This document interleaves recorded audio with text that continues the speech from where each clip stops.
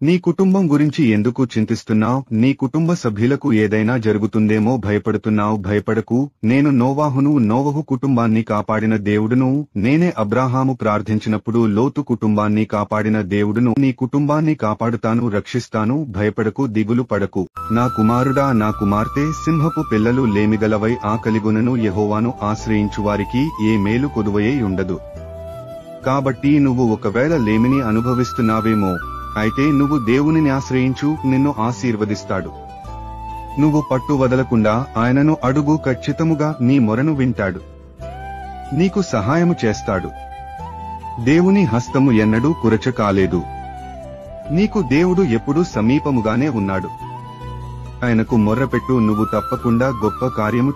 దేవుని బిడ్డలారా, ఉద్యోగం పోయిందని, ఆరోగ్యం పాడైందని, కుటుంబ పరిస్థితులు బాగోలేదని, ఏమీ అనుకున్నా అవి జరగటం లేదని బాధపడుతున్నారా? నీ దేవుడు నిన్ను విడువడు. మొదట ఆశీర్వదించినంతకంటే మరి అధికముగా ఆశీర్వదించును. యోబు గ్రంథము 42:12.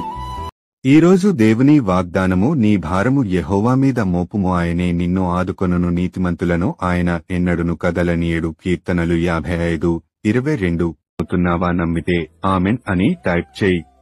యేసయ్య ప్రతి ఒక్కరి జీవితంలో అద్భుతం చేస్తారు. నా జీవితంలో చేరేమో, దేవుడు నిన్ను చూడట్లేదేమో అని మాత్రము ఎన్నటికీ అనుకోకు. ఆయన కనులు ప్రతి క్షణము నీ మీద ఉంటున్నాయి. నా కుమారుడా, నా కుమార్తె, నాకే ఎందుకు శోధనలు వస్తున్నాయి అని ఆలోచిస్తున్నావా? అయితే హఠాత్తుగా శోధనలు వస్తే వచ్చినప్పుడు ఏమి చేయాలో తెలియడం లేదా? అయితే నా మాటలు విను. మీరు శోధనలో ప్రవేశించకుండునట్లు మెలకువగా ఉండి ప్రార్థన చేయుడి.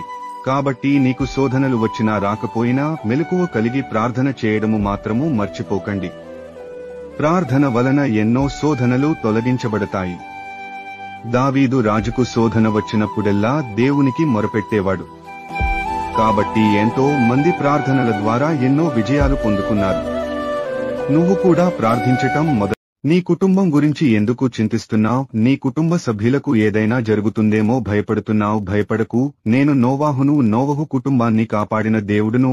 నేనే అబ్రాహాము ప్రార్థించినప్పుడు లోతు కుటుంబాన్ని కాపాడిన దేవుడును. నీ కుటుంబాన్ని కాపాడుతాను, రక్షిస్తాను. భయపడకు, దిగులు పడకు.